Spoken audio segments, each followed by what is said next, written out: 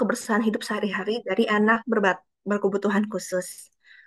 Namun, seperti yang kita juga tahu, melatih keterampilan ini pada individu dengan autisme membutuhkan pendekatan yang lebih khusus dan disesuaikan dibanding dengan individu yang tidak berkebutuhan khusus pastinya. Orang tua dan pendidik memainkan peran kunci dalam proses ini, mulai dari memahami kebutuhan individu, mengidentifikasi keterampilan yang perlu dikembangkan, juga menerapkan strategi yang dinilai paling efektif dan pasti tiap individu beda-beda nih strateginya. Webinar kita pagi ini bertujuan untuk memberikan wawasan dan panduan praktis bagi orang tua, juga pendidik pastinya, dalam melatih soft skill dan hard skill pada individu dengan autisme. Dengan menghadirkan dua narasumber kita yang berpengalaman, yaitu seorang pendidik dan juga seorang ibu yang telah terbukti berhasil mengembangkan keterampilan hidup anak autisnya. Diharapkan para peserta webinar hari ini dapat memperoleh insight, pengetahuan yang lebih mendalam, serta inspirasi pastinya untuk membantu saudara-saudara kita, anak-anak kita, teman-teman kita dengan autisme untuk mencapai goals utamanya yaitu kemandirian. Oke, selamat pagi semuanya. Saya akan cerita dulu dengan dua narasumber hebat kita nih. Dua narasumber hebat kita. Yang pertama ada Bapak Yasin.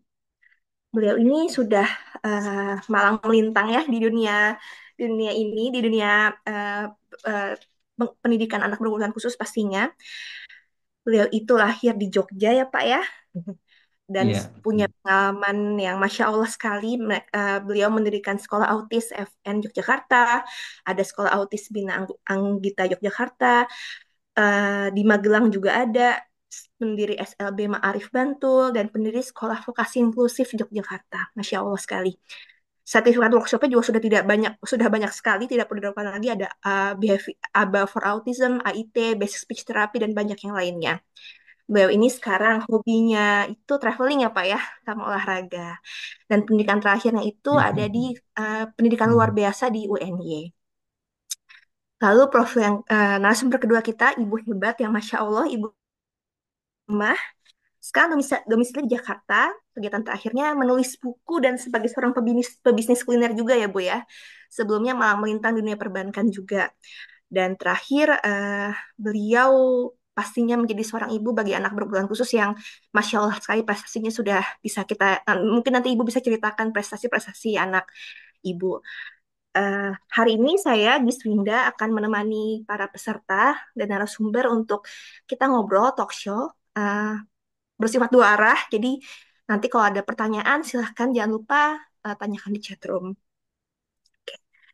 Oke, lalu kita langsung nih, kita masuk ke sesi tanpa panjang-panjang, kita langsung ke sesi utama nih.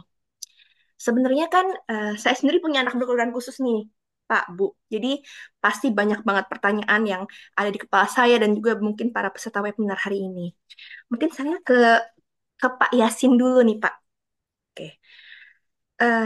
Apa sih Pak metode pengajaran yang Bapak gunakan dalam melatih soft skill dan hard skill untuk para teman-teman ABK kita? Boleh ceritain nggak Pak? Bagi-bagi share ilmunya nih Pak. iya. Baik, terima kasih. Sebelumnya, Assalamualaikum warahmatullahi wabarakatuh. Waalaikumsalam warahmatullahi Eh, wabarakatuh. Perkenalkan, nama saya Yasin. Tadi sudah disebutkan, selamat pagi juga pada Ibu Bunda Siti Zaimah, Bunda Kiswinda yang membersamai kita semua pada kesempatan kali ini.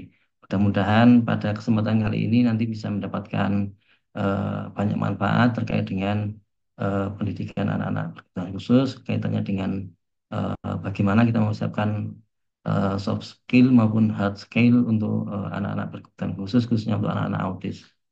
Sebagaimana diketahui bahwa kedua hal eh, ini, hard skill maupun soft skill ini adalah sangat dibutuhkan sekali untuk anak-anak berkebutuhan khusus, untuk anak-anak autis, di mana kedua aspek ini sangat berhubungan yang sangat erat supaya nantinya anak-anak ini bisa eh, mencapai apa yang eh, anak-anak cita-citakan ataupun apa yang akan kita harapkan, tujuan yang akan visi misi yang akan kita capai ini betul-betul bisa tercapai dengan baik, dengan lancar.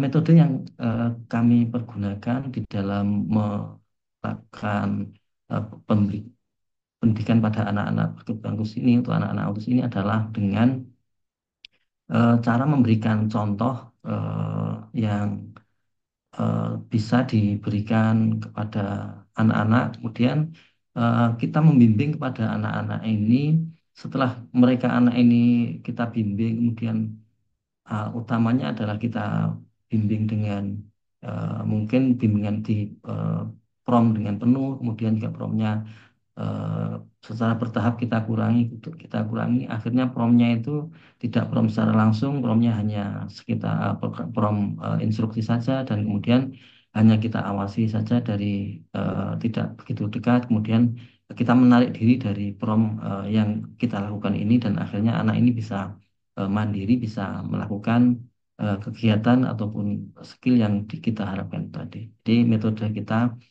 di antaranya adalah seperti itu. Jadi kita demonstrasikan, kemudian juga kita berikan contoh, kemudian kita bimbing, kemudian kita eh, secara bertahap bimbingan ataupun prom yang penuh itu kita kurangi-kurangi dan kita hilangkan. Demikian Ibu Bunda Giswinda. Oke, terima kasih jawabannya, Masya Allah. Terima kasih Pak Yasin. Berikut saya ke Ibu Bunda Ima ya Bu ya, sebagai orang tua nih. Apa sih yang mendorong Bunda Ima melatih keterampilan hidup mandiri pada anak Bunda yang kadarullah berkebutuhan khusus? Baik, terima kasih Mbak. Eh, Kami menyadari bahwa tantangan anak dengan autism itu adalah kan keterampilan bersosialisasinya ya. Nah, dengan ciri yang karakteristik mereka itu antara lain itu menyukai menyendiri seperti itu ya. Terus itu mengakibatkan jadi anak sulit berinteraksi ya dengan dan bersosialisasi dalam dalam lingkungannya. Kemudian juga dengan melihat itu kami orang tua itu berusaha meningkatkan keterampilan sosialnya dengan cara mendorong supaya anak itu berpartisipasi aktif dalam masyarakat ya, sehingga uh, diharapkan uh, berpeluang dan apa memiliki hubungan dengan masyarakat itu bermanfaat, dan itulah jadi kehidupan mandirinya jadi lebih baik gitu dengan sosialisasi itu. Kayaknya itu deh.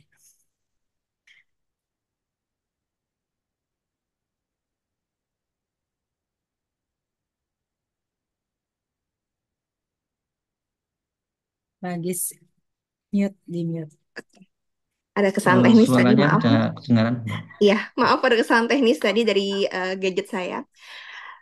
Terima kasih Bunda Ima, Masya Allah. Sekarang saya lanjut ke Pak Yasin lagi ya Pak ya. Boleh ya Pak? Ya, ya Oke. baik. Bagaimana sih Pak memastikan bahwa keterampilan yang diajarkan di sekolah dapat diterapkan oleh siswa dengan autisme dalam kehidupan sehari-hari? Ada parameter khususnya nggak sih Pak? Iya. Jadi bagaimana keterampilan yang kita ajarkan itu nanti bisa dilakukan di kehidupan sehari-hari. Ini memang melalui proses ya. Prosesnya yang pertama adalah melalui asesmen yang kita lakukan. Bagaimana kita melakukan mengenali anak, menemukan tentang minatnya anak itu apa, bakatnya anak itu apa gitu. Nah, setelah anak itu kita ketahui, baik itu secara langsung yang kita lakukan, ataupun mungkin juga data informasi mengenai minat dan bakat itu kita peroleh dari orang tua maupun dari tumbuh kembang anak berdasarkan surat keterangan yang mungkin disampaikan oleh keluarga ke sekolah gitu. Nah, itu kita tindak lanjuti untuk segera selanjutnya dengan berdasarkan data tersebut kita lakukan pendampingan gitu. Nah, setelah sesuai dengan apa yang dilakukan yang sudah hasil asesmen yang sebelumnya atau diagnosa sebelumnya, akhirnya kita berikan bimbingan, dan jika benar dan itu memang sesuai dengan minat dan bakatnya, kita lakukan pendalaman, kemudian juga diefektifkan begitu, durasinya juga diperlama begitu, dan kita selalu komunikasi dengan orang tua supaya juga nanti ditindaklanjuti di rumah bahwa memang anak ini memiliki bakat melukis misalnya begitu, atau misalnya komik strip misalnya gitu. Nah itu kita bimbing eh, Hmm. selalu agar anak ini semakin terpupuk ke- bakat ataupun minat yang dia miliki itu. Kemudian juga nanti kita lakukan pergantian, misalnya eh, yang biasanya melakukan pendampingan ini adalah guru A, itu kemudian nanti diganti juga dengan guru B. Kemudian setelah guru A kemudian ke guru B juga sudah bagus, itu juga nanti kolaborasi dengan guru-guru yang lainnya. Demikian pula juga tempatnya itu juga dipindah-pindah, tidak hanya di dalam ruangan kelas, bisa di halaman. Kemudian juga nanti bisa di, misalnya pas kemana begitu, ke pantai atau ke kafe. Nah, kita juga berikan fasilitas pada anak itu supaya nanti tidak melulu bahwa belajar itu di dalam ruangan kelas begitu, tetapi di beberapa tempat juga dengan beberapa orang lain selain dengan gurunya, selain dengan orang tuanya itu juga dia bisa begitu. Begitu ya, Ber- Bunda. Berarti sebenarnya tuh dinamis sekali ya Pak ya. Maksudnya metodenya tuh dinamis dan memang unik ya. Maksudnya tiap individu tuh akan mungkin pendekatan berbeda ya Pak Yasin ya. Benar sekali, iya tidak se- eh, tidak bisa bahwa satu anak itu cara satu anak ini bisa diterapkan ke anak yang lainnya. Jadi kita betul-betul bisa mendalami, menjiwai karakternya si anak itu. Jadi anak-anak itu betul-betul harus dekat dengan kita dulu. Kalau Oke. anak kita itu dekat dengan anak itu, nanti akan kelihatan, benar-benar anak ini akan kelihatan bahwa mereka itu minatnya di mana, hobinya apa itu juga dia itu akan menumpahkan semua eh, kemauannya itu pada orang yang memang dia percaya begitu. Oke. Nah, seorang pendidik ataupun guru begitu, kalau tidak dipercaya oleh siswanya, ini sebuah tanda-tanda yang tidak akan bisa berhasil dengan baik, tidak bisa memaksimalkan potensi yang dimiliki oleh anak itu tersebut, gitu Bunda. Oke, Masya Allah. Terima kasih banyak Pak Yasin. Lanjut nih ke Bunda Ima ya Bunda. eh untuk Bunda Ima sendiri nih, yang sehari-hari memang berhadapan langsung juga dengan anak ya. Ya. Apa sih sharing dong Bunda Ima strategi Bunda untuk ini secara khusus ya buat anak untuk mengembangkan soft skill dan hard skill. Kalau Bunda sendiri untuk anak Bunda yang paling efektif tuh kayak gimana sih Bunda? Eh, kalau kalau saya ya Hmm. pelakuannya kan mungkin berbeda sih ya. Ya, betul. Karena saya tahu dia dari kecil dia eh, sukanya kan gambar. Terus ya area itu kan berarti udah menjadi passion dia ya. Nah, pertama yang dilakukan adalah misalkan mengidentifikasikan area yang akan kita tingkatkan nih misalkan. Nah, anaknya sukanya menggambar. Nah, itu jadi area sekarang jadi fokus kita mau dikemanain ya, mau diapain gitu bakat passion ini. Kemudian kedua udah menentukan, kemudian merencanakan nih kira-kira ini mau di apa misalkan dikembangkan atau di strategi kita apa misalnya dengan misalnya gambarnya kan dalam bentuk lukisan atau dia gambar saat ini dengan metode sketchbook ya di aplikasinya handphone dia gitu. Nah, misalkan dengan menggambar itu eh, apa, kita berikan fasilitasnya ya, misalkan diberi untuk melukis kita beli kanvas seperti itu, terus fasilitas apa cat warnanya dan cat minyak, terus apa udah kita siapkan. Kemudian yang ketiga mencari umpan balik tuh jadi hasil dari yang udah kita strategi yang udah kita kasih dan fasilitas semua itu apakah dia mengerjakan dengan baik atau enggak, ini kan kelihatan. Kemudian apabila dia udah selesai dengan gambar itu, nah selanjutnya kan dilakukan eh, seperti ada kebetulan kita kan ada komunitas empati ini, ada fasilitas untuk anak-anak rentan autis, ada lomba menggambar. Nah, kita ikut sertakan seperti itu. Kemarin terakhir kan ada gambar yang dikirim ke Bali ya untuk convention, ada acara di sana. Aku dikirim dan fisiknya seperti itu dikirim ke sana melalui empati ke Jakarta dulu, kemudian roadshow ke Bali dan selanjutnya. Nah, seperti itulah. Jadi ada apa ya, capai tujuan kitanya tuh ada gitu yang dicapai, hasil gambarnya dia itu jadi bermanfaat lah gitu. Kemudian ada nilai tambah ya selain untuk nilai apa berupa nilai uang, tapi ini berupa apa ya, sertifikatnya aja udah berharga banget gitu buat saya. Masya Allah. Terima kasih Bunda Ima, ini insightful sekali ya. Jadi memang sebagai orang tua kita harus peka, Ya, harus juga rajin kali ya Bu ya. Rajin untuk cari terus info juga. cari info dan membersamai anak. Masya Allah, Masya Allah. Lalu saya akan balik lagi nih ke Pak Yasin nih. Pak, apa sih Pak? Apakah pelatihan soft skill dan hard skill anak-anak ini fokusnya tuh akan beda ya Pak ya? Tergantung sama goalsnya tiap anak atau gimana sih Pak? Boleh dijelaskan nggak Pak? Iya. Hmm. Ya, tentu hard skill anak itu sangat berbeda antara satu dengan yang lain. Jadi yang kita kembangkan itu jangan sesuai dengan harapan sekolah gitu. Programnya sekolah itu juga harus mengikuti apa kemauan apa hobinya si anak ini. Ya, hobinya anak itu kalau ya melukis pun juga berbeda-beda. Ada yang alirannya barangkali juga senangnya itu kendaraan atau alat-alat transportasi ataupun juga ada yang senangnya itu cerita tentang apa hewan gitu, hewan berkomunikasi antar hewan itu juga juga ada begitu. Nah, barusan kemarin ini bulan ini juga pas 17 Agustus ini murid kami yang setingkat SMP juga juara komik strip di tingkat provinsi begitu. Dan melukisnya juga juara dua gitu. Mungkin juga pengalaman Bunda Ima ya yang terkait dengan putranya juga yang ternyata juga hobi melukis juga ini Ya, yang luar biasa melukis, sebetulnya ya. Nah itu cuman melukis eh, ya. juga eh, jika ada kesempatan itu juga diikutkan lomba lomba ataupun Ya, kompetisi betul. begitu terkait dengan melukis sehingga nanti mereka juga bisa melihat ataupun meniru teman-temannya yang mungkin setingkat lebih lebih baik ataupun anak-anak yang lainnya yang barangkali juga dengan setara dengan dia itu karena style ataupun gaya mereka mengekspresikan kemampuannya itu masing-masing berbeda. Siapa tahu dengan kita bertemu dengan kawan-kawannya itu yang sehobi itu akan eh, apa sangat berdampak positif pada semangat daripada anak putra putra putri kita yang kita asuh ini bisa lebih maksimal lagi menggali potensi yang dia miliki.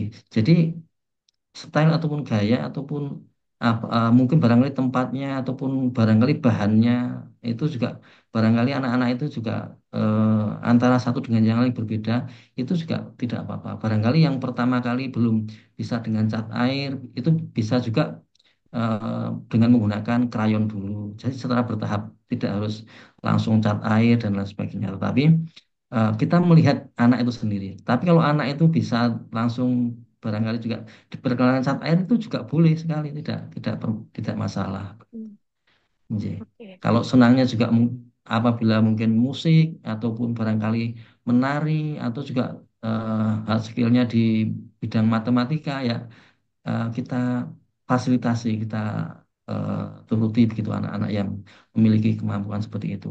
Karena kalau minatnya atau bakatnya, kesenangannya itu dituruti, itu kemampuan-kemampuan yang lain itu akan mengikuti gitu. Hmm. Jendela satu jendela itu terbuka itu kemudian kemampuan yang lain itu sepertinya mengikuti begitu. Udah pengalaman kami seperti itu gitu. Nje. Terima kasih. Nje. Oke. Masya Allah. Terima kasih Pak Yasin. Balik lagi nih ke Bunda Ima nih. Ya, Mau tanya nih Bunda, agak penasaran juga nih saya.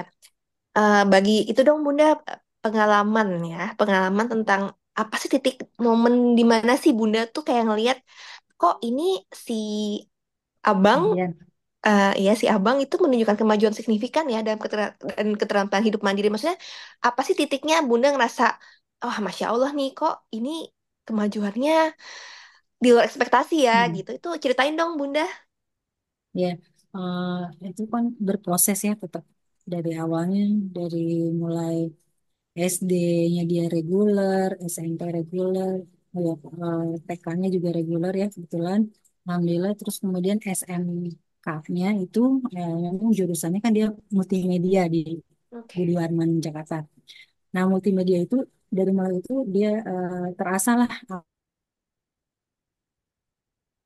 apa yang minat dia sampai kemudian sekarang ini di semester 5 di Unindra ini jurusannya juga desain komunikasi visual.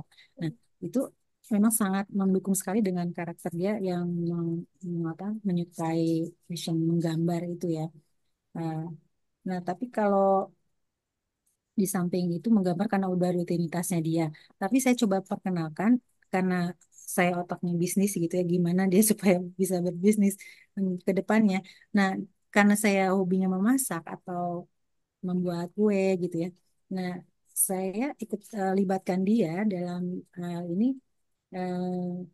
dari mulai ternyata dia ada interest untuk mulai belanja bahan-bahannya, kemudian cara membuatnya dia juga ikut melibatkan diri, kemudian selanjutnya adalah apa hasil penjualannya dia kolek uang-uang dari kantin-kantin yang disimpan-simpan makanan cemilan itu, kemudian dia akhirnya distorkan ke bank, kemudian sangat exciting. Jadi saya lihat perkembangan itu kok dia mau justru ke apa menjual makanan seperti ini gitu daripada dia kan gambar gitu jauh sekali kan Mm-mm. dengan hobinya tapi dengan dia mungkin dari jualnya dapat uang nah uang ini kan bisa buat tabung nah dari situ mungkin dia perkembangan eh, psikologi ini yang menurut saya sangat apa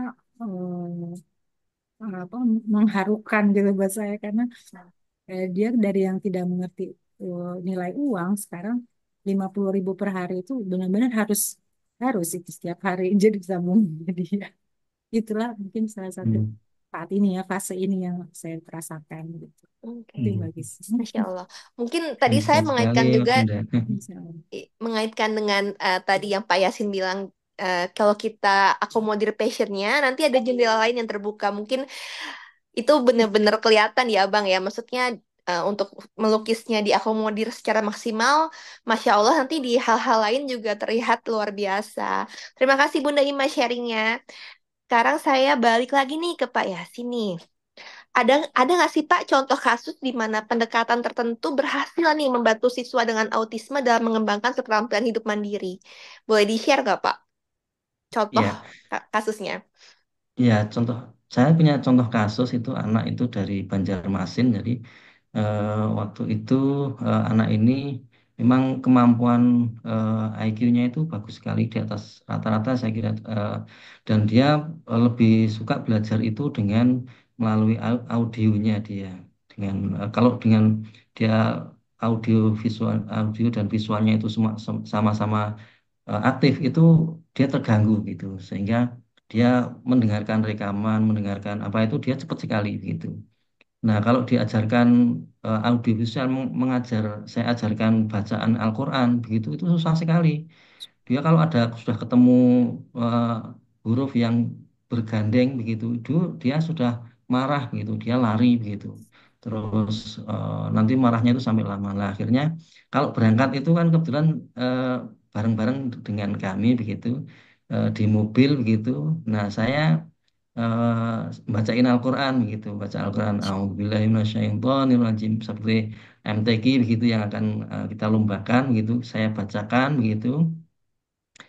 Nah, nggak berapa lama itu dia terus hafal gitu. Dia bisa terus sampai lama begitu dia apa ya? Memang kalau dia itu membaca itu belum bisa, tetapi ketika menghafal dia cepat. Tapi lama-lama saya itu juga nggak tahu bahwa saya suruh buka surat Al-Baqarah dia tahu. Saya suruh buka ayat Ali Imran dia juga bisa gitu. Surat Waqiah dia juga bisa loh. Berarti anak ini sudah bisa baca Al-Quran sekarang gitu. Terus beberapa waktu kemudian dites begitu ternyata yang ngetes bukan saya gitu orang lain itu ternyata malah bisa gitu.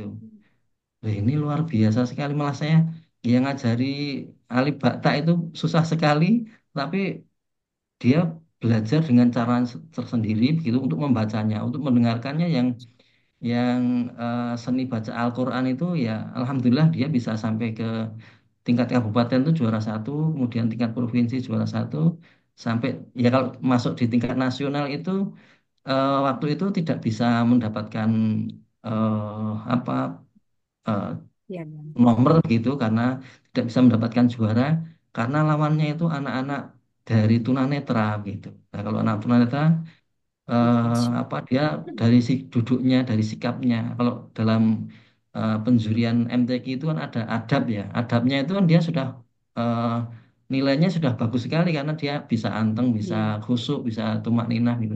Sedangkan yang murid saya ini maju tingkat nasional ya sambil ada ya gerakan-gerakan begini, kemudian tidak bisa menunjukkan apa ya kalau bagaimana kalau kita itu mungkin adabnya Al-Quran harus anteng dan lain sebagainya, harus tenang dan lain sebagainya. Ya demikian. Tapi kalau di rumah itu dia juga memimpin apa ya? Dia di Banjarmasin itu ada saat ini ada kelompok Al-Barzan, ada apa? Hadro seperti itu, solawat gitu. Dia memimpin kalau menyanyi lagu itu eh, apa itu sampai yang penabuh rebananya itu sampai tangannya itu apa ya kecapean karena dia nggak mau berhenti. Dia terus lagu ini habis, kemudian ganti lagi dia lagu ini habis ganti lagi sehingga kosa apa kemampuan untuk lagu-lagu kosidahnya itu juga cukup banyak. Jadi pengalaman kami itu seperti itu pernah kesulitan di dalam yang ajari di kelas ataupun di ruangan tertentu mungkin dengan di dalam mobil karena dia nggak akan bisa lari kalau di mobil itu kan dia harus mendengarkan mau nggak mau harus mendengarkan gitu atau mungkin kalau kita mungkin tidak bisa secara langsung mengajari apa itu secara lisan mungkin juga kan ada eh, apa kita rekam gitu dengan eh, apa flash disk juga mungkin bisa begitu. Ya. Demikian mungkin ya pengalaman kami gitu terkait dengan bimbing anak gitu. Masya Allah, ini bikin saya semangat nih Pak. Jadi intinya memang jangan cepat menyerah dan putus asa ya Pak ya. Jadi Iya betul jangan-jangan dengan bukan karena eh, bukan bukan anak yang nggak mampu, cuma caranya mungkin belum kita kita eksplor lebih iya dalam. Masya Allah, terima kita kasih harus Pak mencari Yasin. cara yang lain gitu. Iya betul, jangan menyerah intinya ya Pak ya. Lalu Oke, kembali nih oke. ke Bunda Ima. Bunda Ima ceritain dong tantangan emosional nih dan psikologis nih yang jadi PR nih pasti kan relate nih ibu-ibu dengan anak ABK nih apa nih Bunda Ima cara ngatasinya nih tantangan emosional dan psikologis yang muncul. Sampai saat ini ya memang apa karakteristik autismnya itu masih ada gitu walaupun udah usia 21 tahun ya. Eh, jadi kalau saat-saat tertentu tantrum itu memang suka hadir dan itu sudah menjadi apa sih tantangan kita ya. Bagaimana saat ini sih ya apa fase itu ya udah saya udah bisa insya Allah menghadapinya seperti apa gitu karena udah hafal ya dengan apa memberi nada kitanya juga harus apa menurunkan gitu supaya ada emosi ya kita harus turunkan kita jangan ikut emosi seperti itu kemudian eh, memahami kondisi anak itu nomor satu ya kita tahu bahwa dia lagi apa nih misalkan pagi-pagi sarapan tadi pagi aja ya nah dia pengennya kan setiap pagi tuh biasanya nasi goreng nah tapi saat saat pagi tadi saya pengen suasana lain coba beli nasi uduk gitu ya nah dia nggak mau gitu harus nasi goreng gitu nah itu ada saya oh iya ya oke anak kondisinya seperti ini nah baik, jadi uh, kakak harus ngikutin, saya harus ngikutin dia. Tapi saat ini kan saya maunya ini gitu. Nah itu lah menentukan titik temu itu. Dan emosional itu masih ada. Gitu. Nah saat ini juga saya terapkan untuk rasa tanggung jawab dia itu bagaimana bahwa uh, semua tidak semua harus sesuai dengan keinginan dia gitu ya. Saya saya coba terapkan. bahwa lingkungan orang terdekat memang sangat mendukung kamu, bahwa kemudian sorry, jadi tidak semua harus keinginan dia terpenuhi seperti itu. Kemudian saya juga tidak lepas dengan konsultasi dengan psikolog ya, dokter psikolog yang menangani Anjan ini kan sampai saat ini dari kecil masih ada. Saya selalu konsultasi kondisi terakhirnya seperti ini, harus bagaimana seperti itu. Itulah kurang lebih. Jadi memang tantangan tuh nggak akan ada habisnya ya Bunda ya. Maksudnya Enggak tidak habis akan ada terus. habisnya walaupun anak kita udah umur berapa, berapa. Tapi yang poin terpenting adalah kita harus selalu paham kondisi anak-anak kita ini ya. Masya Allah. Makasih Bunda Ima. Lanjut ke Pak Yasin lagi nih ya Pak ya. Mau tanya, Ya, bagaimana sih Pak pendidik itu sejauh apa pendidik itu harus melibatkan orang tua dalam proses pembelajaran soft skill dan hard skill ini? Itu penting nggak sih Pak? Koordinasi antara pendidik dan orang tua tuh sejauh mana sih pentingnya? ya. Baik, terima kasih. Jadi hubungan ataupun komunikasi antara orang tua dengan nah, pendidik dengan orang tua itu eh, bagaikan mata uang yang tidak bisa dipisahkan menurut saya tuh. Jadi pendidik ini harus melaporkan hal-hal apa saja yang dia lakukan di sekolah, yang baik itu yang positif maupun yang barangkali belum belum positif begitu. Nah, ini harus disampaikan itu sehingga orang tua itu juga nanti akan eh, bersikap harus bagaimana.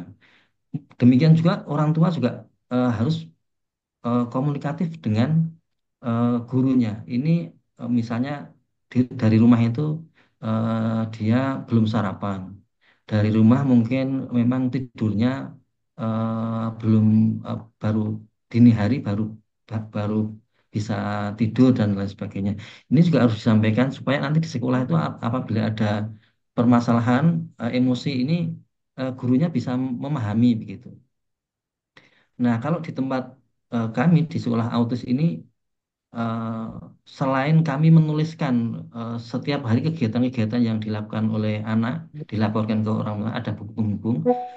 Nah, itu juga setiap kali selesai belajar itu juga dilakukan apa ya penyampaian informasi kepada orang tua mengenai hal-hal yang terjadi di sekolah. Karena kadang juga ada hal-hal tertentu tidak bisa tertulis begitu mungkin karena barangkali ada anak yang lain yang barangkali perlu diperhatikan dan lain sebagainya gitu. Akhirnya mungkin juga perlu dikomunikasikan dengan orang tua. Nah, ini eh, komunikasi yang sangat bagus ini akan juga berdampak baik, berdampak positif pada perkembangan maupun kemajuan terkait juga dengan bakat minatnya si anak ini tadi.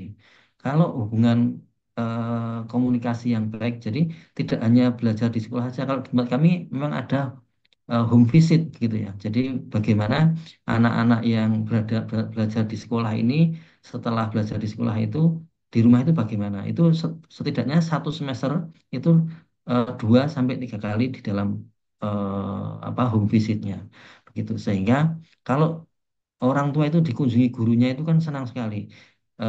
Apa anak-anak itu dikunjungi orang tua itu senang sekali karena nanti akan menemukan pola. Karena kadang-kadang juga berbeda ketika anak-anak ini tidak ada gurunya di rumah itu kadang sikapnya berbeda begitu. Tapi ketika ada gurunya terus diarahkan, dibimbing apa kita komunikasi dengan orang tuanya bareng-bareng berkomunikasi ini anak ini juga memahami begitu. Nanti orang tua juga akan tambah semangat jika ada kunjungan gurunya ke rumahnya gitu. Tapi juga dalam kunjungan ini tentu harus ada janjian dengan apa suami istrinya begitu. Kemudian juga kapan akan dilakukan home visit supaya nanti bisa ketemu semuanya begitu sehingga eh, bisa berkomunikasi dengan lebih baik lagi. Demikian Bunda. Jadi memang harus ada komunikasi ya Pak ya. Iya Kolaborasi, betul. komunikasi. Karena sebenarnya tujuan antara pendidik dan orang tua itu sama ya Pak ya. Untuk Iya, iya betul. memaksimalkan potensi anak-anak kita ini. Masya Allah. Terima kasih Pak Yasin. Iya, Sekarang balik sama-sama. lagi nih ke Bunda Ima. Eh, Gimana sih Bunda menentukan kapan waktu yang paling tepat untuk mulai mengurangi campur tangan kita nih sebagai orang tua. Ini kayaknya anak saya udah bisa nih kita lepas. Kan biasa, apalagi pengalaman saya nih, pasti kan tingkat khawatir kita tuh berbeda ya. eh Tingkat khawatir kita yang orang tua yang memiliki anak ABK tuh kayak lebih kita lebih kayak agak deg-degan takut dia bisa nggak ya dilepas di masyarakat seperti itu. Itu kapan sih Bunda kalau di case-nya Bunda waktu yang tepat itu kayaknya udah cukup nih kita batasin dulu campur tangan kita. Boleh dong Bunda di-sharing? Oke. Eh, karena ini fasenya kan memang lagi masa perkuliahan ya. Ketika SD itu kebetulan eh, saya gunakan helper selama sekolah. Kemudian helpernya itu eh, dari dari sekolah apa ya, di sekolah STKS gitulah kan di Bandung, kemudian di SD Putrako itu menggunakan helper. Kemudian SMP juga gunakan helper, tapi hanya untuk pelajaran-pelajaran yang krusial ya, terutama misalnya olahraga kayak gitu dia tidak suka, terus ada pelajaran khusus aja yang tidak suka itu, nah, dia karena kan keluar gitu makanya harus ke perpustakaan sudah, jadi si helpernya ikut ngikutin. Kemudian kalau untuk SMK itu udah tidak gunakan helper, tapi saya turun langsung, saya tungguin gitu ya, tapi hanya sampai kelas berapa ya? Satu aja, terus kelas dua saya lepas. Eh, tapi dengan guru BK-nya saya koordinasi atau kalau ada apa-apa hubungi saya seperti itu. Eh, dan ada drama-drama juga karena guru BK-nya kan wanita, jadi ya gitulah, dia agak kurang apa, hmm, nggak nggak nggak kuat ya kalau misalnya ada sesuatu langsung telepon saya hadir seperti itu. Nah kemudian untuk kuliah ini juga saya dampingi terus ke perkuliahan dari semester 1 sampai 3 saya tungguin gitu. Di musola seperti itu saya duduk nungguin sampai selesai. Nah untuk semester 4 ini saya kelihatannya dia udah mulai enjoy dengan teman-temannya, kan teman-temannya juga udah saya udah kenalin seperti ini kondisi anak seperti ini, ke dosen-dosennya juga saya udah pendekatan seperti itu. Nah ketika udah semester 4 ini saya lepas, tapi saya tetap pegang apa, ketua kelasnya ya seperti itu, temannya. Kalau ada apa-apa hubungi saya seperti itu. Jadi ada saat saat itu kapan saya harus nunggu karena kan adaptasi. Kemudian ada saatnya saya juga lepas dia gitu. Tapi sampai saya juga tetap kontrol dengan teman di sana di sekolah di kampusnya seperti itu. Gitu lah kurang Jadi lebih. memang itu ya Bunda ya, berproses intinya Ya, ya. jangan. Pastinya harus ada kesabaran di sini. Level Ada kesabarannya drama-drama, harus harus banyak ada dan memang drama-drama. ekspektasi kita juga harus kita manage dan memang Ya, semuanya bertahap ya Bunda ya. betul. Lihat perjuangannya Bunda Masya Allah gitu sampai semester 1 sampai 3 masih nungguin di musola itu Masya Betul. Allah sih Masya Allah. Jadi Satu memang juz baca Quran, Masya tidur. Allah luar biasa sekali Aduh. saya ini inspiring banget Iya, buat saya. Alhamdulillah. Terima kasih Bunda Ima. Saya Ya. lanjut nih ke Pak Yasin. Nih, sebagai dari kacamata pendidik nih, Pak, apa sih tantangan terbesar yang Bapak hadapi dalam melatih keterampilan soft skill dan hard skill pada teman-teman anak-anak kita ini apa nih, Pak, tantangan paling besarnya? iya. Tantangan yang terbesar itu bagi kami adalah ketika itu tadi, jadi komunikasi antara guru dan orang tua itu tidak bisa padu padan, ini yang kami eh, akan terkendala seorang guru ini, karena bagaimanapun juga anak ini misalnya sudah memiliki bakat melukis dan suka, mungkin dia minatnya itu eh, suka bersih-bersihkan atau merapikan apa ya, barang-barang yang ada di rumah ataupun di sekolah gitu, tapi dilarang begitu oleh orang tua. Jadi kita misalnya melaporkan bahwa Bun, ini bahwa putra Anda sukanya melukis, kemudian sukanya juga merapikan benda-benda yang tidak rapi begitu, baik di sekolah maupun di eh, ruangan-ruangan yang lain begitu. Nah, oh kalau anak saya nggak boleh seperti itu lah.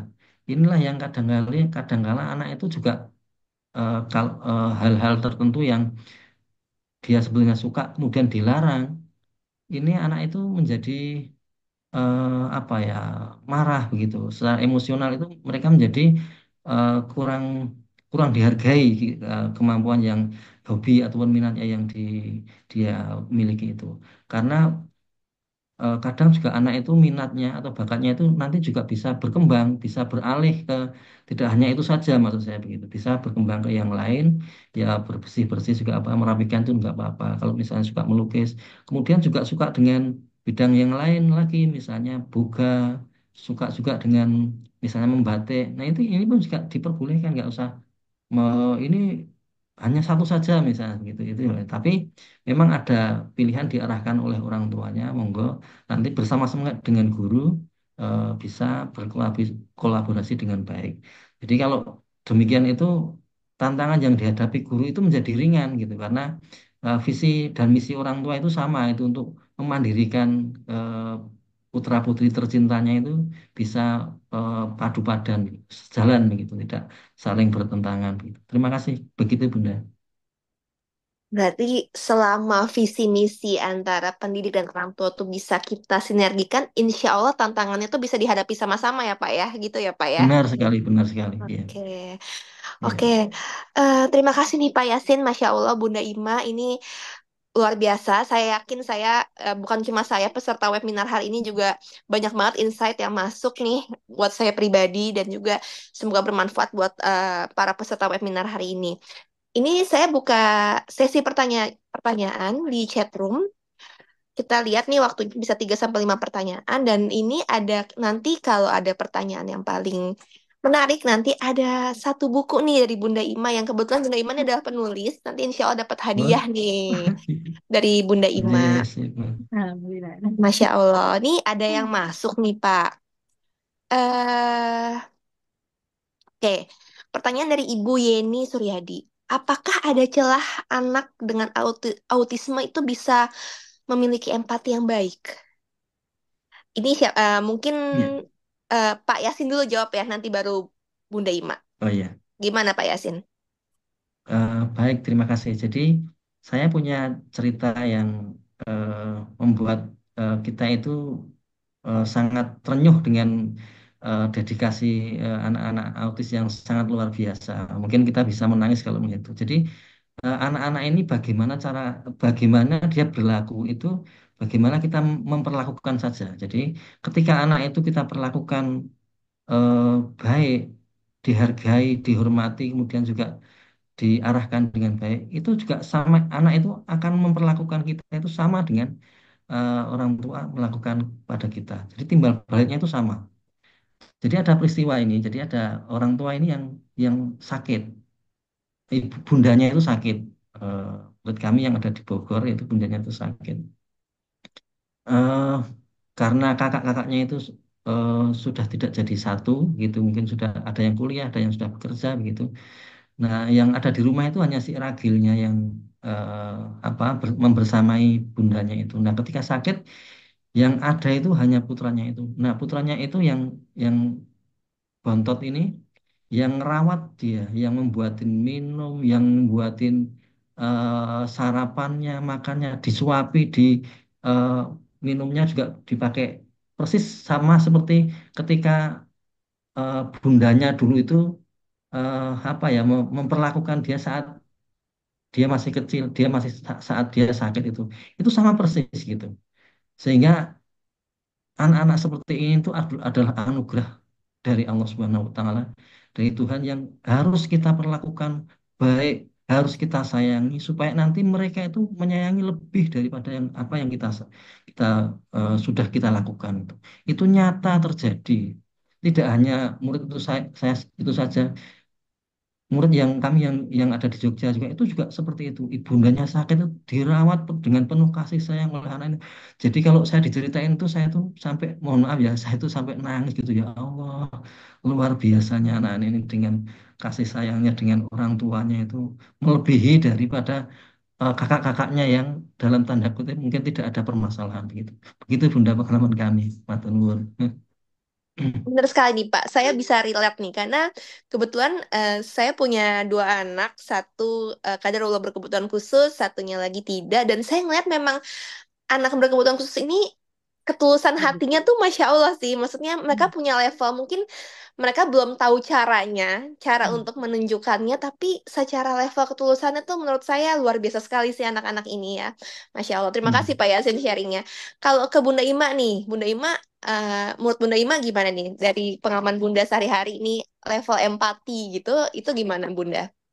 Nah, mungkin ini kejadian yang dialami terakhir aja ya.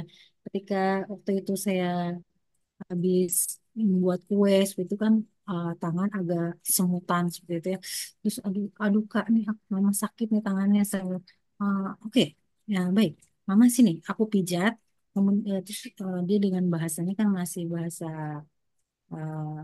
ED ya, bahasanya baku. Nah, baik Mama duduk istirahat. Biar aku yang ini, yang potong ini, yang buat ini. Jadi, aduh ini anak belum bisa bantu banyak, tapi dengan kata-kata itu kan jadi otomatis apa ya, bikin sedih dan senang lah gitu. Jadi hilang sakit gitu karena dia dengan apa sih, dengan eh, antusias gitu ngomong, baik Mama diam, duduk istirahat dulu, boleh tidur nanti kerja lagi. Jadi bahasanya masih bahasa baku tapi ya bikin penyemangat loh gitu. Masya Allah ya, Gitu. memang anak-anak spesial ini tuh ya seperti yang tadi saya bilang, Ya, mungkin mereka caranya agak beda ya, nunjukin empatinya ya dibagi sama ke adiknya kita. beda. Ya pasti beda, tapi saya yakin sekali sih, tiap anak ABK punya level Hmm. empati yang punya sebenarnya. Cuma Ya. haunya itu memang mungkin tiap anak beda. Jadi jangan pesimis buat bunda-bunda, ayah-ayah yang punya anak ABK dan penasaran nih anak saya punya empati nggak ya? Insya Allah punya ya Bu ya, Ada, ya Bunda ada. ya Pak Yasin ya. Cuma memang haunya itu memang belum belum tahu caranya. Haunya itu mungkin agak unik. Jadi kita jangan pernah menyerah nih. Gitu. Lalu Iya, saya lagi betul. pertanyaan kedua nih dari Ibu Isrianti. Eh, ini mungkin contohnya mungkin anaknya atau keluarganya ada kepalanya suka mengangguk-angguk kencang saat mendengarkan musik ataupun tidak. Lalu anak ini hafal lirik lagu sampai penyanyinya. Ini apakah bisa ya dijadikan kelebihannya? Mungkin ini yang bisa jawab kayaknya Pak Yasin nih sebagai seorang pendidik nih Pak. Gimana nih Pak? Ada Iya. kasus kayak gini nih Pak. Iya, saya sempat baca juga ini. Jadi anaknya ini pada mulanya diperkenalkan dengan musik, kemudian kalau mendengarkan musik sambil mengangguk-angguk begitu. Suka juga. Kemudian terbawa ketika tidak mendengarkan musik pun juga ngangguk-ngangguk Oh, begitu. Kemudian dari dia mendengarkan musik itu cepat hafal begitu. Nah ini ya memang bahwa pendidikan pada anak-anak berkebutuhan khusus untuk anak-anak autis ini kan butuh didampingi. Itulah pentingnya ketika kita itu mendengarkan atau memperkenalkan apapun itu didampingi, tidak tidak semata-mata diberikan apa ya fasilitas musik kemudian kita tidak dampingi atau kita tinggalkan. Jadi kalau belum paham itu perlu didampingi. Misalnya begini, jadi ketika anak itu mendengarkan musik itu boleh mengangguk-angguk begitu. Kemudian ketika tidak mendengarkan musik juga tidak usah mengangguk-angguk begitu. Nah, ini namanya diedukasi, pendampingan edukasi kepada anak itu boleh dan tidak boleh ini harus disampaikan kepada anak. Apa, nah, terus pertanyaan berikutnya itu apakah ini termasuk juga minat ataupun bakat begitu. Saya kira ini adalah kesenangan dia, nih. Kesenangan dia, kesenangan putranya Ibu Isrianti itu terkait dengan hal musik itu bisa dikembangkan, tetapi juga harus dan didampingi itu tadi. Misalnya pas mengangguk-angguk itu kalau tidak perlu diucapkan tidak ngangguk-angguk ya cukup tangannya kita pegang begini saja tangannya gitu. sama anak saya Kita juga sambil istrinya. dengan kode dengan begitu itu lama-lama juga bisa karena anak itu ya begini jadi anak itu hanya dibiasakan saja diarahkan pokoknya kalau kita itu nggak membolehkan dengan cara yang tepat itu nanti akan masuk ke anak dan anak itu juga akan bisa menerima gitu. Tapi kita nggak usah panik dulu apabila Jangan bentak. timbul Ya. timbul eh, perilaku baru dengan karena kita berikan hal yang baru ini pasti akan ngeresponnya itu anak itu berbeda-beda. Tetapi kita nggak usah panik, tetap kita edukasi dan pasti akan ada caranya, ada jalannya begitu. Udah. Gitu Bunda. Oke, terima kasih Pak Yasin. Ini lanjut ke pertanyaannya Ibu Amalia nih. Ini kayaknya bisa dijawab sama Pak Yasin dan juga sama Bunda Ima nih, karena pasti ada dua perspektif yang berbeda yang mungkin bisa kita satuin. Bagaimana sih dari Ibu Amalia, bagaimana cara mengajarkan pengelolaan emosi pada anak, khususnya yang sudah mau akil balik nih, Pak Yasin dan Bunda Ima. Oh ya, Kita ke siapa dulu ya? Ke Bunda Ima dulu ya. Bunda Gimana Ima. Bunda Ima sharing dong, kan apa gini, si kakak udah 21 tahun ya, pasti udah Ya. mengalami fase akil Hmm. balik. Gimana tuh saat cara ngelola emosinya tuh gimana? Karena pasti kan secara hormon berubah, Hmm. secara segalanya berubah gitu. Boleh Bunda di-sharing Bunda? Ya, begitulah kadang kan memang ada waktu untuk dia untuk sendiri itu. Nah, sering juga kita bahas di komunitas seperti itu. Nah, itu saya juga ikut baca seperti itu, cari trik-trik untuk menjawab kondisi ini gitu. Kadang kan kita nggak boleh bilang tidak, jangan itu tidak nggak harus seperti itu langsung strict, tapi dengan edukasi seperti Bapak bilang itu edukasi dulu, pendampingan, edukasi seperti itu. Jadi kakak boleh boleh misalnya kan ada melakukan sesuatu gitu ya di kamar, boleh tapi tidak lama seperti itu. Kemudian indikasi bahwa ini tidak boleh terlalu sering untuk kesehatan tidak baik. Seperti itu. Kemudian um, melakukannya di di kamar tertutup seperti itu atau di kamar mandi seperti itu. Jadi tidak dilakukan di luar. Tapi selama ini sih sudah sampai di luar ya, di kamarnya aja gitu kan. Kan seringnya menyendiri itu. Tapi tetap pendampingan, sekali lagi pendampingan dan edukasi yang seperti Pak Yasin bilang itu penting sekali karena seorang ibu kan tentu melihat oh lagi ini nih. Nah, langsung ya kakak udah ya, terus kemudian kita alihkan. Oh iya nih kak, tugas ini atau apa ya gitu. Jadi dialihkan seperti itu. Itu kegiatan yang positif lain. Mungkin itu yang saya. Berarti pendampingan dan pengalihan kegiatan ya Bu, untuk ngelola emosinya ya. Oke, gimana nih Pak Yasin dari kacamata pendidik nih, gimana? Ada tips dan trik nggak sih buat para kami, buat para orang tua nih, menghadapi emosi anak, khususnya yang spesifik mau akil Iya, balik tuh gimana nih Pak Yasin? iya. Iya, jadi kalau di tempat kami itu di sekolah kami itu ya itu sudah makanan sehari-hari terkait dengan emosi, kemudian juga bagaimana mengalihkan hasrat seksualitas si anak ini. Jadi yang pertama itu karena anak-anak yang memasuki akil balik atau anak-anak yang sudah akil balik ini yang belum bisa mengelola hasrat seksualnya itu, yang pertama kita komunikasi dengan orang tua. Sekali lagi komunikasi dengan orang tua itu tadi. Bagaimana makanannya yang pertama. Yang kedua juga eh, bagaimana kegiatannya. Makanannya itu kalau eh, apa ya Daging. banyak yang apa daging, kemudian kambing ataupun sapi dan lain sebagainya. Begitu banyak proteinnya seperti itu, tentu juga akan Meningkatkan me- libido. apa ya menimbulkan tinggi hasrat seksualitasnya. Kemudian juga eh, kalau sudah memasuki akan balik itu makanya banyak juga diberikan makanan-makanan yang berserat ataupun sayur-sayuran ataupun buah-buahan begitu. Memang kadang juga bagaimana membiasakan anak itu memakan sayuran dan buah-buahan itu kadang juga beberapa anak itu mengalami kesulitan begitu. Tapi jika itu dibiasakan itu pasti bisa begitu. Dan makanan itu makanya ada kaitannya juga dengan daya terapi CFG FSF itu sangat apa penting sekali dan apa sangat membantu sekali anak-anak yang eh, pada masa akhir balik itu mengendalikan eh, pubertasnya itu tadi. Kemudian juga tidak lupa kalau misalnya sudah masuk itu terbanyak juga olahraga, setidaknya berenang ataupun barangkali juga jogging ataupun apa ya eh, jalan kemana begitu, jalan kaki begitu itu juga bisa menambah anak itu tidak apa gampang emosi ketika eh, ada permasalahan permasalahan dari dalam dirinya itu terkait dengan seksualitasnya itu. Nah, kami melakukan pendampingan ketika anak-anak yang karena anak-anak autis itu ada yang unik begitu ya.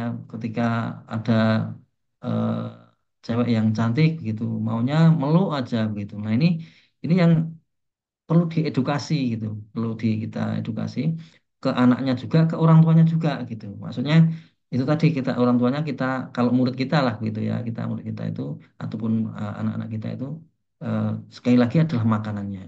Kami ada kasus seperti itu, jadi ada guru-guru atau volunteer, ada relawan teman kami yang mahasiswa-mahasiswa itu murid kami itu yang sudah SMP itu main-main maunya main peluk aja begitu dengan para volunteer para mahasiswa itu dia bisa milih yang cantik yang mana dia milih. Nah ini kan setelah kami ternyata memang hasratnya luar biasa begitu jadi akhirnya kami komunikasi dengan orang tua terkait dengan makanannya. Ternyata makanannya memang sayurannya nggak mau begitu. Sayurnya itu nggak mau. Nah kalau nggak mau ya memang jelas makanannya itu setiap hari daging ya ini akan menjadi permasalahan pada perilakunya. Akhirnya kami coba komunikasi dengan orang tuanya untuk mencoba sayur. Mau tidak mau harus sayur itu harus begitu. Dan buah-buahan juga harus diberikan. Nggak mau Pak Yasin. Kalau nggak mau dibawa ke sekolahan nanti dibantu oleh gurunya saya bilang gitu. Akhirnya sekarang sudah mau dan sudah baik perilakunya dengan guru-gurunya yang ataupun volunteer itu sudah tidak anu lagi.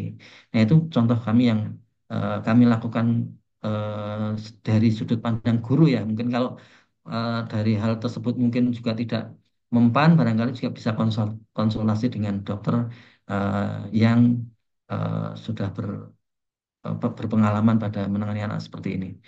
Demikian Bunda. Terima kasih. Berarti sebenarnya caranya itu variatif ya Pak ya. Ada mungkin yang kita suka lupa makanan tuh ya. Itu juga itu Iya. saya tadi oh iya juga ya. Kita harus lihat juga nih ya. Makanannya nih apa nih? Sayurnya kurang kah? Terlalu banyak makan daging kah? Dan memang olahraga kegiatan fisik itu penting ya Pak ya. Jadi untuk menghabiskan Hmm. energi dia, jadi secara emosi juga lebih tenang gitu ya Pak ya. Kalau saya tidak salah Iya. menangkap. Terima kasih Pak Yasin, Bunda Ima. Lalu lanjut nih pertanyaan selanjutnya dari Ibu Yuwanita. Bagaimana cara mengajarkan sikap yang tepat pada anak-anak kita saat menghadapi temannya yang suka membuli nih? Karena seperti yang kita tahu, pasti anak ABK tuh nggak bisa kita pungkiri rentan dibully ya, Pak ya. Itu memang apalagi kalau anaknya sekolahnya di sekolah yang reguler atau sekolah yang memang banyak bersinggungan dengan anak-anak yang tidak berkebutuhan khusus atau mungkin di lingkungan rumah, di tetangga. Itu gimana sih Pak caranya nih atau juga pengalamannya Bunda Ima ngadepin orang yang suka ngebully anak kita? Mungkin ke Bunda Ima dulu nih.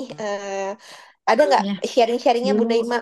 pernah sih waktu SMP ya, dia kan kebetulan SMP reguler juga di Bandung, SMP 48. Nah, kemudian di waktu itu dia jatuh dari sepeda seperti itu kan dia naik ke sekolah tuh selalu naik sepeda dari SD sampai dari SD SMP sampai SMA SMK itu naik sepeda ke sekolah. Nah, dan waktu itu dia jatuh ada kecelakaan gitu ya. Nah, kemudian tangannya agak terkilir dan digendong gitu pakai belingkar terus ke sekolah. Nah, terus teman-temannya, bohong nih, katanya, bohong. Ini jatuh, ini aku benar. Ya, sampai di gitu-gituin lah kan. Dia tidak sesuai dengan eh, apa? Kalau nggak disesuai gitu kan berarti kayak dibully lah ya kalau istilah sekarang. Nah, kemudian dia pulang, mama aku kesal. Teman aku bilang ini bohong, aku benar, seperti itu. Terus akhirnya dia nggak mau sekolah besoknya. Nah, akhirnya aduh gimana ya akhirnya ke gurunya aja ngobrol sama gurunya anaknya nggak mau sekolah karena dibilang ini bohong ini emang bener jatuh bu.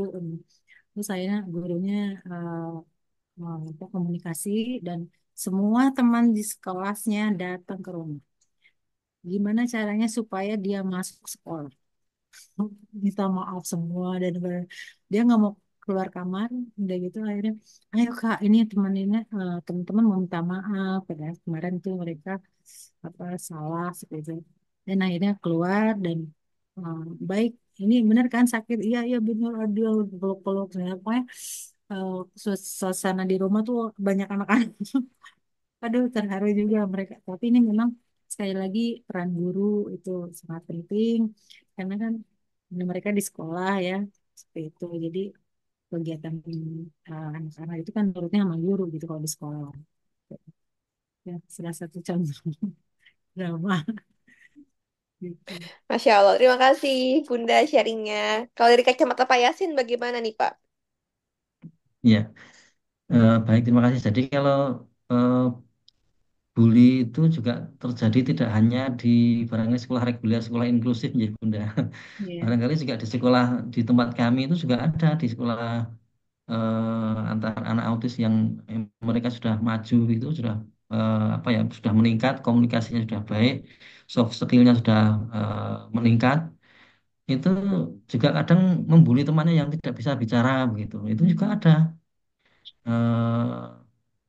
Oh itu nggak bisa bicara, anu dia terus di ada yang diolok-olok. Nah ini betul bahwa yang dalam pertanyaan ini menyebabkan Ya, anak-anak itu sadar. bisa berteriak, bisa stres, bisa Ngamuk. apa ya prestasinya bisa menurun tentu begitu. Nah ini memang bagaimana supaya kalau misalnya dia itu satu kelas ya setidaknya eh, apa yang sudah dilakukan oleh Bunda tadi bagus sekali ya kerjasama dengan gurunya. Kalau gurunya dalam wali kelasnya itu responsif terhadap permasalahan segera ditindaklanjuti dan diselesaikan, ini selesai kok sebetulnya itu. Iya. Jadi bagaimana suasana inklusif itu bisa apa diciptakan? Itu memang dari pengelolaan kelasnya itu bagaimana seorang guru bisa mengelola kelas dengan baik. Bahwa anak berkebutuhan khusus di sekolah reguler itu adalah meskipun ada kekurangannya itu pasti, Iya. tapi itu adalah anak yang sudah terbaik yang ada pada sekolah-sekolah SLB, sekolah-sekolah yang bukan di sekolah inklusif itu terbaik. Nah, dia bisa menjadi baik lagi itu ketika dibantu oleh temannya, Hmm. tidak hanya oleh gurunya itu saja, tapi bagaimana teman-teman itu mensupport eh, mereka itu bisa eh, keluar dari permasalahan yang dihadapi itu. Kalau kalau teman-temannya di kelasnya itu tidak mau mensupport, tidak mau melakukan pendampingan, tidak mau membantu, itu akan menjadikan Semakin down. permasalahan tersendiri. Jadi seperti tutor sebaya ya. Jadi guru-gurunya tidak hanya gurunya saja, tapi beberapa pengurus kelas kan kelas itu juga ada pengurusnya ini. Nah ini yang membackup itu pengurus kelasnya itu. Ketika ada satu atau dua yang nanti membuli. Nah, ini sudah kita identifikasi. Oh, si A dan B yang membuli. Oke, ini sudah kita identifikasi Pak Guru bahwa yang membuli itu adalah A dan B. Nah, oleh karena itu bagaimana agar A, B ini tidak membuli kerjasama antara pengurus kelas dengan guru tersebut supaya nanti bisa tidak membuli lagi. Kalau misalnya tidak bisa ya memang eh, apa meja duduknya, kursi duduknya itu tidak harus berdekatan, mungkin juga yang anak berkebutuhan khusus di depan, dia yang di belakang yang suka membuli begitu. Atau misalnya bisa dipindahkan kelasnya dan lain sebagainya. Maksudnya kelas sama-sama kelas satu tapi tidak dalam satu ruangan kelas begitu. Misalnya bisa kerjasama dengan yang lain. Jadi saya kira juga pasti akan ada cara yang lain, ada strategi-strategi yang digunakan oleh guru untuk mengantisipasi permasalahan-permasalahan yang timbul dalam bullying pada anak-anak ini. Karena dampak bullying ini luar biasa sekali pada anak-anak itu harus harus kita hilangkan sama sekali. Jadi harus kita edukasi anak-anak yang suka membullying ini harus diajak bicara apa ya eh, Bullying. sat- bicara dari hati ke hati supaya mereka itu bukan karena takut di anu oleh gurunya atau oleh guru, tapi akhirnya itu timbul kesadaran bahwa oh ini harus saya tolong juga ternyata itu karena mungkin dia membulinya itu karena belum tahu saja gitu. Begitu mungkin Bunda yang bisa saya Ya, sampaikan. Terima kasih. Masya Allah, saya setuju sekali sih Pak. Karena kadang tuh yang membuli bukan anak-anak juga ya. Kadang tuh malah orang dewasa tuh juga Orang suka tua. bully. Iya, Dan iya. saya mendapatkan sedikit prasangka baik jangan-jangan mereka membuli karena mereka mereka tidak tidak tahu gitu. Mereka Iya, membuli karena mereka tidak tahu bahwa ada loh di antara kita teman-teman yang berkebutuhan khusus yang memang punya karakter spesifik, punya kebiasaan spesifik yang mungkin di kacamata mereka itu agak tidak biasa gitu. Jadi kalau saya sendiri sih saya selalu mengedukasi lingkungan terdekat sih Pak sama Bu Bunda. betul, Jadi kayak betul. Betul. saya ceritain aja, oke anak saya seperti ini karena saya berharap Iya, itu sekecil-kecilnya cara saya sih untuk mengedukasi orang-orang di sekitar bahwa ada loh karakteristik orang-orang seperti ini dengan spektrum seperti ini yang mungkin unik tapi mereka sama kok sama kita gitu. Makasih Bunda dan Pak Iya, Yasin betul. jawabannya Masya Allah. Ya, saya lanjut ke pertanyaan berikutnya. Eh, oke, sebentar. Dari Ibu Elsa. Bagaimana sih cara kita untuk mengajarkan kepada anak-anak kita yang ABK ini untuk nggak terpengaruh oleh lingkungan yang mungkin nggak terlalu baik lingkungannya gitu. Mungkin Bunda Ima dulu nih yang jawab nih ya, sebagai seorang ibu nih. Gimana Bunda? Kan pasti kan di rentang kehidupannya si kakak ada lingkungan-lingkungan yang kayaknya kok Bunda lihat nih kayaknya nggak terlalu baik gini. Gimana sih kasih pemahaman kepada si kakak buat jangan kepengaruh deh, ini kayak nggak baik gitu. Silakan Bunda. Kebetulan sejauh ini sih nggak sampai ya ketemu lingkungan yang toksik itu. Tapi karena pendampingan saya juga selalu dekat dengan dia gitu. Kalau ada helper pun lapor gitu. Jadi sejauh ini sih belum ketemu ya untuk hal yang negatif gitu. Cuman eh, karena pendampingan yang mungkin selalu ada untuk dia, jadi oh, hal misalkan yang merokok kayak gitu ya di kelasnya misalkan. Nah, terus dia dia pernah waktu di acara wisuda SMP kalau nggak salah, eh, dia maju ke depan speak gitu, speak up untuk apa? eh, itu kata-kata terakhir gitu buat teman-temannya. Nah, langsung dia bilang, "Hai lo, teman-teman yang suka merokok, nah, berhenti ya," katanya gitu.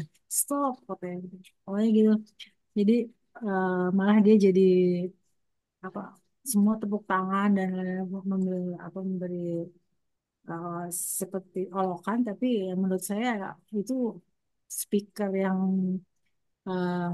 luar biasa gitu. Dia memberi apa memberi peringatan ke teman-temannya gitu yang merokok seperti itu, tapi dengan caranya gitu dia pokoknya ada deh di YouTube-nya itu. Aku sampai bikin video YouTube-nya. Jadi nggak ke hal-hal yang sampai ke sana, enggak, karena kita benar-benar mendampingi dia gitu, alhamdulillahnya gitu.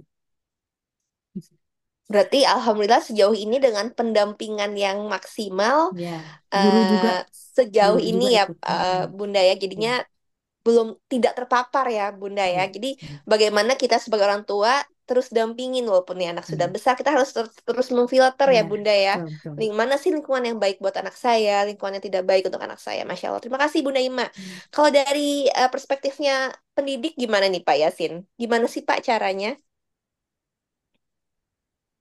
mohon maaf mungkin diulang karena tadi saya sempat mau kehabisan baterai saya ambil Oh, siap-siap. apa ya. Jadi ada pertanyaan dari Bu Elsa, bagaimana cara kita untuk mengajarkan kepada anak kita untuk tidak terpengaruh oleh lingkungan yang mungkin kurang baik, Pak? Iya, iya, terima kasih. Jadi memang lingkungan yang tidak baik ini juga memang kita juga bagaimana bisa menyikapi hal tersebut dengan baik supaya juga juga tetap kita juga bisa survive di lingkungan tersebut. Jadi lingkungan tidak baik itu sebetulnya hanya karena memang dia itu belum tahu saja itu tadi. Jadi bagaimana eh, yang sudah pernah kami lakukan ya, kami mendirikan sekolah itu juga pernah di suatu kampung itu tidak menerima begitu. Jadi eh, apa warga itu pokoknya menolak begitu terkait dengan akan adanya sekolah anak-anak berkebutuhan khusus itu. Nah, setelah kami lakukan pendekatan itu ternyata ternyata mereka juga belum tahu gitu bahwa dia itu khawatirnya itu Justru nanti menolong anak-anak ya. dia itu Mm, tertular menjadi berkebutuhan khusus begitu. Nah, ini kembali lagi kami mengadakan pertemuan dengan seluruh kampung begitu, seluruh kampung, seluruh warga begitu, seluruh RW begitu. Kita kumpulkan seluruh pedukuhan itu kita kumpulkan tokoh masyarakat, kemudian juga para warga begitu dan kita sampaikan bahwa anak-anak berkebutuhan khusus itu tidak menular. Nah, ini yang poin penting yang kami sampaikan tidak menular. Nah, mereka itu berperilaku seperti itu karena memang dia itu belum tahu supaya mereka agar mereka itu tahu. Nah, mari kita lingkungan yang ada sekitar kita ini membimbing seperti halnya anak-anak yang lain. Mereka itu juga tidak ada perbedaan dengan kita semuanya. Mereka itu sama, sama persis itu diciptakan oleh Allah itu tidak ada apa ya perbedaannya, tetapi mereka memang ada hambatan, ada kekurangan. Itu eh, kita yang bagaimana bisa mengarahkan, bisa membimbing, mencintai, menyayangi anak-anak ini agar tetap bisa survive di lingkungan sekitar. Jangan sampai anak itu dibully. Kadang-kadang juga lingkungan sekitar juga kalau belum kita kadang juga ada yang begini karena kita agak tertutup gitu ya mungkin tidak apa ya tidak mensosialisasikan bahwa anak saya ini Hmm. berkebutuhan khusus gitu. Nah, orang lain kan tidak tahu begitu, makanya bahwa sebagai orang tua pun juga dengan lingkungan sekitar misalnya di tingkat apa ya ada Bisa pertemuan atau diperkenalkan apa ya. begitu memperkenalkan bahwa kami Hmm. keluarga ini Ya, punya betul. anak berkebutuhan khusus yang belum bisa bicara, mungkin perilakunya seperti ini, mohon pemaklumannya, mohon Hmm. bimbingannya, mohon arahannya itu nanti semuanya bisa Ya, bisa menerima dengan baik betul. sekali. Eh, mohon maaf, mohon maaf sekali. eh, Kebetulan saya ini kan juga ngasuh anak-anak di rumah gitu ya. Jadi dulunya juga begitu, dia apa, menolak begitu, nanti nulari begitu. Tidak. Hmm. Karena ada anak-anak yang bisa kami ajak ke masjid, loh, ternyata bisa sholat toh, bisa mengaji juga lah. Dia belum tahu, mereka itu belum tahu. Makanya bagaimana kita itu sering-seringnya kalau kalau kita berkomunikasi, apalagi kalau ada tulisan-tulisan atau flyer atau apa Memang. brosur begitu kan bisa Ya, browser disebar betul. ke masyarakat begitu agar masyarakat itu juga tahu atau mungkin juga video-video yang mungkin bisa di share ke grup-grup WhatsApp ataupun yang lainnya itu bisa sangat membantu di masyarakat di lingkungan sekitar kita yang belum tahu terkait dengan karakter, kemudian juga dengan apa kebiasaan-kebiasaan anak-anak kita ini. Mungkin demikian, Bunda. Oke, terima kasih Pak ya. Jadi memang kita sebagai orang tua, sebagai tenaga pendidik tuh harus terus ya berikhtiar untuk Iya, sama-sama kita gandengan tangan untuk menciptakan lingkungan masyarakat yang Ya. lebih ramah iya, pada iya anak-anak betul. berkebutuhan Hmm. khusus. Semoga nanti terwujud ikhtiar kita sekecil apapun, insya Allah Amin. pasti pasti ada efeknya ya di lingkungan kita Iya, pribadi. iya. Terima kasih Pak Yasin Bunda Ima. Ini ada pertanyaan terakhir nih, masing-masing satu untuk Pak Yasin, satu buat Bunda Ima. Saya ke Bunda Ima dulu nih. Bunda Ima, bagaimana sih cara menanamkan nih awalnya sikap kewirausahaan pada si kakak? Ini awalnya gimana nih? Bisa cerita nggak Bunda Ima, biar bisa menginspirasi kami-kami yang lain nih. Silakan Bunda. Ya itulah tadi kan berawal dari karena saya juga ada hobi memasak, ada berkebun ya, saya ada juga punya binatang kesayangan seperti ikan, kucing. Nah, seperti itu. Terus saya coba perkenalkan nih, kasih ikan nih Kak, cara merawat ikan itu sepertinya dia kurang interest gitu ya, kayaknya. Wah, berarti bukan ikan, bukan. Kemudian saya coba berkebun, kasih tanaman. Sebenarnya, Kak coba ini kayaknya juga kurang interest. Tapi saya bikin kue, kemudian dia coba-cobain mah enak gitu. Oke, ini cara bikinnya gini. Kemudian eh, beli belinya cara beli apa buatnya bahannya ini. Saya perkenalkan dari awal. Nah, akhirnya mungkin dari kemudian ada juga lomba masak waktu itu ayam papi ya. Bikin kakak suka apa ayam kecap. Nah, ayo kita bikin Kak. Dan ini resepnya ini. Udah dia bikin sendiri, kemudian di video kan dapat juga itu dapat hadiah juara juga kebetulan ya. Nah, berarti dia senang, oh senang berarti senang masak. Nah, akhirnya saya coba dengan uh, passion dia yang menyukai masak itu dari hulu ke hilirnya saya perkenalkan gitu dari mulai cara membeli bahan kemana, tokonya apa, berapa banyaknya. Nah, sekarang dia udah tahu. Jadi kalau bikin fish chop apa aja kulit sekian, mesesnya sekian, oh ininya belum, ini malah dia yang ngingetin, oh ya berarti harus beli ini bahannya ini yang kurang. Jadi dari situ dia sangat detail apa yang harus dibeli, kemudian dibuatnya kapan, besok pagi dijual kemana aja gitu. Dari situ saya mulai mengerti bahwa dia ternyata interest ke situ dan sampai akhirnya dapat bisa menabung seperti itu juga ya udah berarti dia passionnya ke situ. Ada interest gitu. Jadi berproses ya, Ya, Bunda ya. berproses benar. Dan yang mungkin yang paling gampang dia ngelihat dulu contoh dari ibunya sendiri Betul. ya. Ya, Jadi harus ada kasih contoh. mirroring, ngelihat dari Ya, bundanya, dia pelan-pelan masuk, ya. pelan-pelan juga kita ajarkan, malah jadi ada ada ide-ide bisnisnya, ada Iya, feel sebagai bisnismennya udah muncul ya Bunda, iya. Masya Allah. Tinggal Terima nanti kasih Bunda. selanjutnya bikin kedai. Oh, amin, amin, amin, Amin. amin. Semoga makin sukses nih si Abang nih. Terima kasih Bunda. Lalu ini pertanyaan terakhir untuk Pak Yasin. Bagaimana Bapak memastikan bahwa keterampilan yang diajarkan di sekolah itu efektif dapat diterapkan pada siswa dengan autisme dalam kehidupan sehari-hari, Pak? Jadi apa sih Pak sejauh mana gitu? Jadi kita bisa ngelihat, oh ternyata efektif efektif nih yang diajarkan bisa dia bisa Akan. dia langsung secara faktual tuh dia bisa lakukan di kehidupan sehari-hari. Gimana tuh Pak? Ya. Jadi keterampilan ataupun hard skill yang dia diharapkan dia kuasai dan bisa dipraktekkan secara langsung itu memang tidak akan lepas dari sejak awal komunikasi kemudian juga asesmen awalnya itu bagaimana. Asesmen yang dilakukan ataupun diagnosa di awalnya itu anak ini bagaimana, di minat bakatnya itu bagaimana. Kemudian juga karena juga setelah dilakukan pendampingan anak ini kan juga akan berkembang perilakunya, meningkat, meningkat dan lain sebagainya. Nah, mana yang paling disukai oleh anak itu ya saat itu tetap diberikan lagi. Kalau ada meningkat lagi juga tidak usah dilarang, tetapi Larang.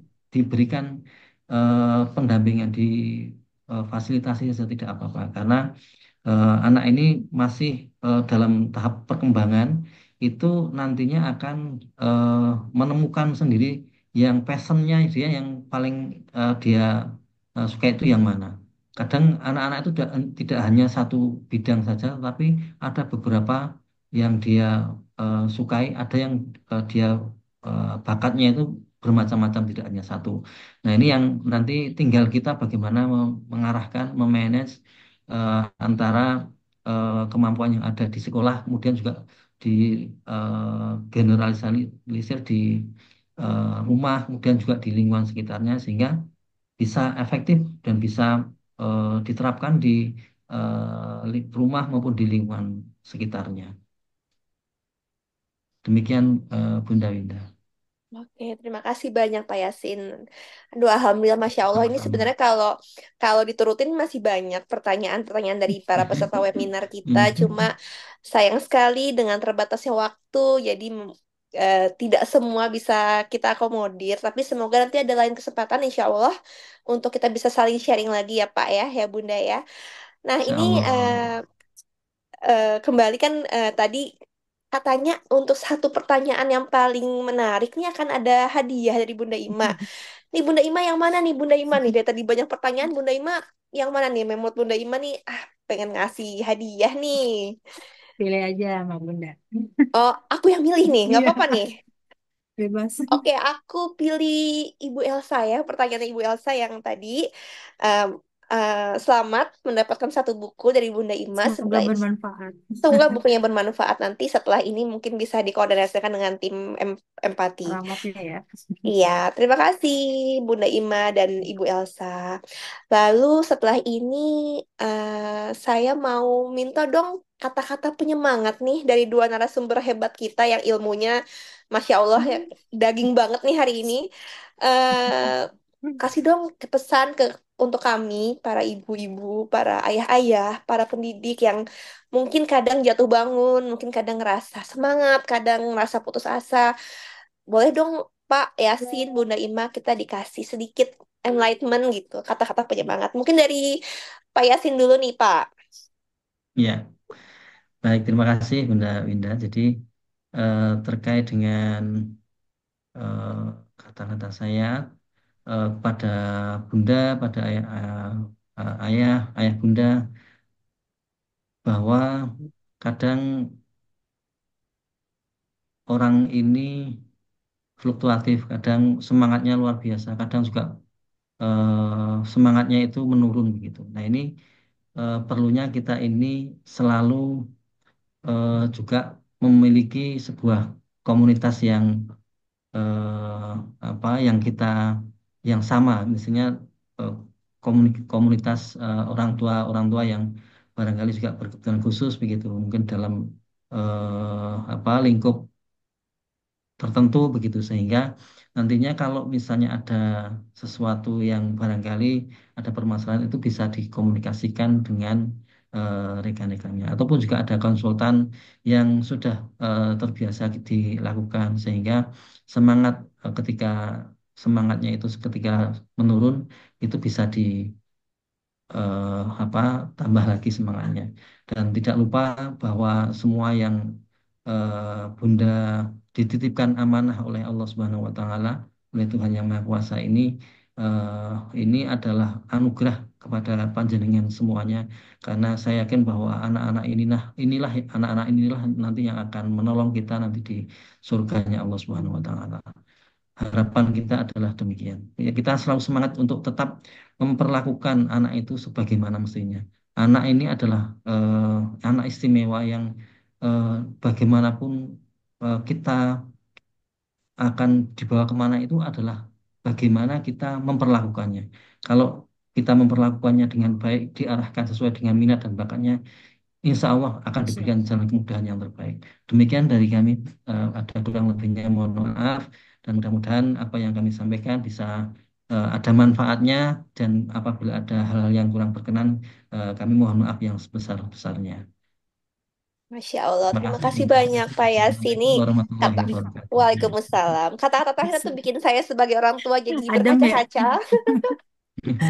Aduh, terima kasih Pak Yasin atas ilmunya. Semoga Pak Yasin selalu sehat, selalu Amin, amin, Allah mudahkan amin. segala macam urusan dan selalu Amin, ya semangat ya Pak Rabbi. untuk membersamai anak-anak spesial ini. Amin, Terima kasih amin, ya banyak saya Tuhan. selaku orang Amin. tua. Lalu Amin. untuk Bunda Ima nih, ada dong Bunda sebagai Bunda senior nih, yang Masya Allah anaknya udah terbukti nih, udah luar biasa sekali. Kasih dong Bunda semangat buat kami-kami yang mungkin masih masih tertatih-tatih. Pasti pasti. Allah jadi speechless. Jadi pokoknya sebagai orang tua tetap eh, mental health kita harus dijaga. Kesehatan mental itu kadang ya itulah up down gitu ya. Jadi kalau lagi emosional seperti itu luangkan waktu untuk di me time sebentar gitu. Me time sebentar untuk diri sendiri. Kemudian baru bangkit lagi seperti itu ya. Jadi memang ada up and down untuk emosi kita sebagai orang tua dalam menangani si anak ini kan ya. Kemudian kedua cari dukungan. Nah, itu betul sekali bahwa kita harus memiliki bergabung dalam komunitas. Contohnya Yayasan Empati, aduh, berkah sekali buat saya. Walaupun bentuknya WA seperti itu ya, info-info kadang saya baca, kadang enggak. Tapi itu ada insight tersendiri untuk saya karena itu apa sebagai frekuensi yang sama gitu ya dari saya. Kemudian yang ketiga itu fokus pada kekuatan diri itu jadi eh, sekecil apapun progres si anak itu luar biasa buat kita kan ya. Jadi tetap syukuri gitu. Dan anugerah yang tadi Bapak bilang kayak sembilan anugerah terindah gitu ya. Insya Allah nanti jadi jalan uh, buat kita. Ya, kemudian positive thinking tetap harus, jadi kewarasan kita tetap terjaga gitu ya. Kemudian yang tadi adalah membuat strategi rencana itu jangan lepas dari kita. Jadi rencana ini sudah goalnya sudah tercapai, buat lagi rencana yang selanjutnya dan selanjutnya. Jadi anak tuh perkembangannya tetap kita progresnya tetap kita pantau. Mungkin itu aja. Masya Semangat. Allah, semangat Bunda, semangat buat kita semua. Semua. Terima kasih banyak, inspirasinya luar biasa ya buat saya pribadi dan saya yakin buat semua Bunda Oh, dan ayah-ayah yang amin. hari ini mendengarkan. Semoga Bunda Ima dan Abang selalu Amin. sehat, Allah mudahkan Amin. Amin. urusannya dan semoga semua mimpi-mimpi cita-citanya Abang Amin. bisa lancar, bisa Amin. bisa terencana dengan baik. Amin. Amin. Kalau saya Amin. bisa kasih sedikit kesimpulan untuk hari ini, Pak Yasi dan Bunda Ima. Jadi intinya kita tuh harus selalu peka ya akan passion anak kita. Dan saat kita udah tahu nih passionnya, jangan lupa untuk memfasilitasi semaksimal Ya, yang kita bisa pastinya dan bikin rencana ya Bunda Ima ya. ya, Rencana dan rencana itu harus selalu ya. berkesinambungan. Dan saya mengutip kata-kata Pak Yasin yang menurut saya keren sekali nih tadi yang saat satu jendela terbuka, insya Allah Akan yang lain terbuka mengikuti. jendela yang lain. Iya, jadi saat kita bisa mengakomodir satu passion anak kita dan insya Allah ada kemampuan-kemampuan lain yang di luar ekspektasi Ya, kita yang betul. mengikuti.